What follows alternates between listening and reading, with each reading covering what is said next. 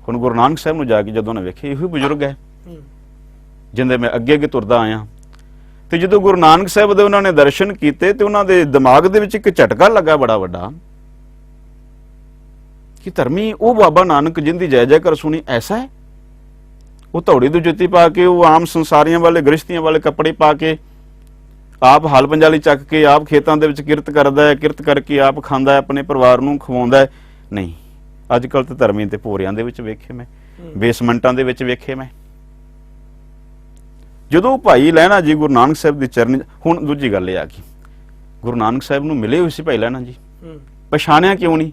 ਕਿਉਂਕਿ ਬਾਬੇ ਨਾਨਕ ਦਾ ਆਮ ਸੰਸਾਰੀਆਂ ਵਾਲਾ ਦੁਨੀਆ ਵਾਲਾ ਪਹਿਰਾਵਾ ਸੀ ਤੇ ਕੋਈ ਵਿਹਲੜੇ ਚੇਲੜ ਚਾਟੜੇ ਉਹਨਾਂ ਨੇ ਆਪਣੇ ਅੱਗੇ ਪਿੱਛੇ ਨਹੀਂ ਸਨ ਲਾਏ ਹੋਣੇ, ਤੇ ਗੁਰੂ ਨਾਨਕ ਸਾਹਿਬ ਦੇ ਚਰਨਾਂ ਤੇ ਡਿੱਗਾ। ਗੁਰੂ ਨਾਨਕ ਸਾਹਿਬ ਨੇ ਉਹਦੇ ਅੰਦਰ ਦੇ ਜਿੰਨੇ ਸ਼ੰਕੇ ਸਨ ਨਾ ਧਰਮ ਦੇ ਨਾਂ ਤੇ, ਉਹ ਵਹਿਮ ਉਹ ਸ਼ੰਕੇ ਸਾਰੇ ਮਿਟਾ ਦਿੱਤੇ ਤੇ ਉਹ ਭਾਈ ਲਹਿਣਾ ਗੁਰੂ ਨਾਨਕ ਦੇ ਘਰ ਦਾ ਹੋ ਕੇ ਰਹਿ ਗਿਆ। ਤੇ ਉਹ ਗੁਰੂ ਨਾਨਕ ਦੀ ਸਾਰੀ ਜੋ ਸਿੱਖਿਆ ਸੀ ਆਪਣੇ ਜੀਵਨ ਦੇ ਵਿੱਚ ਧਾਰਨ ਕਰਕੇ ਅੱਗੇ ਗੁਰੂ ਨਾਨਕ ਦੇ ਨਾਲ ਜੋੜਨ ਵਾਲਾ ਬਣ ਗਿਆ। ਠੀਕ ਹੈ ਜੀ, ਇਸ ਸਾਰੀ ਗੱਲਬਾਤ ਦੇ ਦੌਰਾਨ ਅਸੀਂ ਇਹ ਸੰਗਤਾਂ ਨੇ ਸਾਡੀਆਂ ਨੇ ਜਾਂ ਸਾਡੇ ਦਰਸ਼ਕਾਂ ਨੇ ਇਹ ਜਾਣਨ ਦੀ ਕੋਸ਼ਿਸ਼ ਕੀਤੀ ਹੈ ਕਿ ਧਰਮ ਕੀ ਹੈ ਅਸਲ ਵਿੱਚ ਤੇ ਅਸੀਂ ਕੀ ਬਣਾਇਆ ਹੋਇਆ। ਤੁਸੀਂ ਸਾਡੇ ਦਰਸ਼ਕਾਂ ਨੂੰ ਸੰਖੇਪ ਰੂਪ ਦੇ ਵਿੱਚ, ਜਿਵੇਂ ਅਸੀਂ ਕਹਿ ਦਿੰਦੇ ਹਾਂ ਕਿ ਇੱਕ ਜਿਸ ਦਾ ਨਿਚੋੜ ਕੱਢ ਲਿਆ, ਉਹ ਨਿਚੋੜ ਦੇ ਵਿੱਚ ਤੁਸੀਂ ਧਰਮ ਬਾਰੇ ਕੀ ਕਹਿਣਾ ਚਾਹੋਗੇ ਸਾਡੇ ਦਰਸ਼ਕਾਂ ਨੂੰ? ਨਿਚੋੜ ਤੇ ਅਸੀਂ ਬੜੇ ਚਿਰ ਤੋਂ ਸੁਣਦੇ ਆ ਰਹੇ ਹਾਂ, ਸਾਨੂੰ ਆਪ ਵੀ ਅਪਣਾਉਣਾ ਪਏਗਾ ਤੇ ਜਿਹੜੇ ਸਾਡੇ ਵਰਗੇ ਧਰਮ ਦੀਆਂ ਗੱਲਾਂ ਕਰਦੇ ਨੇ ਉਹਨਾਂ ਨੂੰ ਵੀ ਅਪਣਾਉਣਾ ਪਏਗਾ ਤਾਂ ਜੋ ਉਹਨਾਂ ਦੀ ਕਹੀ ਹੋਈ ਗੱਲ ਦਾ ਅਸਰ ਹੋ ਸਕੇ। ਉਹ ਇਹ ਹੈ ਕਿ ਕਿਰਤ ਕਰੋ, ਨਾਮ ਜਪੋ, ਵੰਡ ਛਕੋ, ਇਹੀ ਧਰਮ ਹੈ। ਇਹ ਸਿਰਫ ਇਸ ਖਿੱਤੇ ਦਾ ਨਹੀਂ, ਜਿੱਥੇ ਵੀ ਕਿਤੇ ਕੋਈ ਜੀਵ ਵਸਦਾ, ਜਿੱਥੇ ਵੀ ਇਸ ਬ੍ਰਹਿਮੰਡ ਦੇ ਵਿੱਚ ਪ੍ਰਾਣੀ ਮਾਤਰ ਕੋਈ ਵਸਦਾ ਹੈ, ਇਹ ਬ੍ਰਹਿਮੰਡ ਦਾ ਧਰਮ ਹੈ। ਠੀਕ ਹੈ ਜੀ।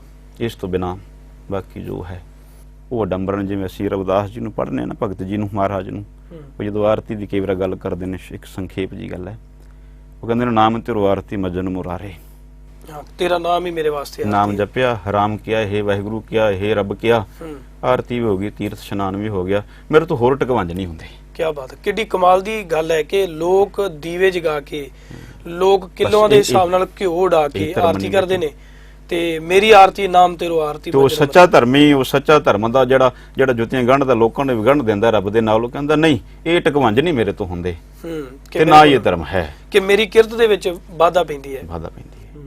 ਕਿਰਤ ਕਰੋ, ਨਾਮ ਜਪੋ, ਵੰਡ ਛਕੋ, ਇਹ ਆਲਮੀ ਹੈ। ਜਿੱਥੇ ਵੀ ਕਿਤੇ ਜੀਵ ਪ੍ਰਾਣੀ ਵਸਦਾ ਸਾਰਿਆਂ ਵਾਸਤੇ ਇਹੀ ਧਰਮ ਹੈ।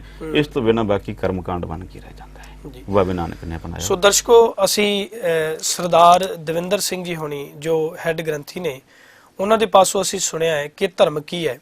ਬਾਬਾ ਨਾਨਕ ਜੀ ਜਦੋਂ ਬਗਦਾਦ ਦੇ ਅੰਦਰ ਜਾਂਦੇ ਨੇ ਤੇ ਉਹਨਾਂ ਨੂੰ ਵੀ ਕੁਝ ਲੋਕ ਇਹੋ ਹੀ ਸਵਾਲ ਕਰਦੇ ਨੇ ਜਿਹੜੇ ਅੱਜ ਸਾਡੇ ਮਨ ਦੇ ਵਿੱਚ ਨੇ। ਬੜੇ ਚਿਰ ਤੋਂ ਇਹ ਸਵਾਲ ਹੁੰਦੇ ਆਏ ਨੇ। ਉਹਨਾਂ ਨੂੰ ਸਵਾਲ ਕੀਤਾ, ਪੁੱਛਣ ਫੋਲ ਕਿਤਾਬ ਨੂੰ ਹਿੰਦੂ ਵੱਡਾ ਕਿ ਮੁਸਲਮਾਨ ਹੋਈ, ਕਿ ਮੈਨੂੰ ਦੱਸੋ ਕਿ ਸਾਡੇ ਵਿੱਚ ਹਿੰਦੂ ਵੱਡੇ ਨੇ ਕਿ ਮੁਸਲਮਾਨ ਵੱਡੇ ਨੇ। ਤੇ ਗੁਰੂ ਨਾਨਕ ਸਾਹਿਬ ਜੀ ਨੇ ਇੰਨਾ ਕਮਾਲ ਦਾ ਜਵਾਬ ਦਿੱਤਾ। ਸਤਿਗੁਰੂ ਕਹਿੰਦੇ, ਬਾਬਾ ਆਖੇ ਹਾਜੀਆਂ ਸ਼ੁਭ ਅਮਲਾ ਬਾਜੋਂ ਦੋਨੋਂ ਰੋਈ, ਕਿ ਚੰਗੇ ਕੰਮ ਕਰਨੇ, ਸੰਸਾਰ ਦੇ ਵਿੱਚ ਇਨਸਾਨ ਬਣ ਕੇ ਰਹਿਣਾ, ਇਹੀ ਧਰਮ ਹੈ। ਤੇ ਜੇ ਬਾਕੀ ਅਡੰਬਰ ਕਰਨੇ, ਉਹਨਾਂ ਵਾਸਤੇ ਤੁਸੀਂ ਕਿਸੇ ਦਾ ਦਿਲ ਵੀ ਤੋੜ ਸਕਦੇ ਹੋ, ਤੁਸੀਂ ਕਿਸੇ ਨਾਲ ਧੱਕਾ ਵੀ ਕਰ ਸਕਦੇ ਹੋ ਸਕਦਾ ਗਰੀਬ ਕਦੇ ਧਰਮ ਕਮਾ ਹੀ ਨਾ ਸਕੇ। ਸੋ ਅਸੀਂ ਗੱਲਬਾਤ ਕਰ ਰਹੇ ਸੀ ਧਰਮ ਦੇ ਵਿਸ਼ੇ ਤੇ। ਬੜੇ ਵਧੀਆ ਵਿਚਾਰ ਸਰਦਾਰ ਦਵਿੰਦਰ ਸਿੰਘ ਜੀ ਹੋਣਾ ਨੇ ਦਿੱਤੇ। ਸਰਦਾਰ ਦਵਿੰਦਰ ਸਿੰਘ ਜੀ, ਆਪ ਜੀ ਦਾ ਤਹਿ ਦਿਲ ਤੋਂ ਧੰਨਵਾਦ ਹੈ। ਸਾਡੇ ਸਟੂਡੀਓ ਵਿੱਚ ਆਪ ਜੀ ਦਾ ਬਹੁਤ ਬਹੁਤ ਸਵਾਗਤ ਹੈ ਜੀ। ਬੁਲਾਓ ਫਤਿਹ ਜੀ। ਵਾਹਿਗੁਰੂ ਜੀ ਕਾ ਖਾਲਸਾ, ਵਾਹਿਗੁਰੂ ਜੀ ਕੀ ਫਤਿਹ ਜੀ। ਇੱਕ ਨਜ਼ਰ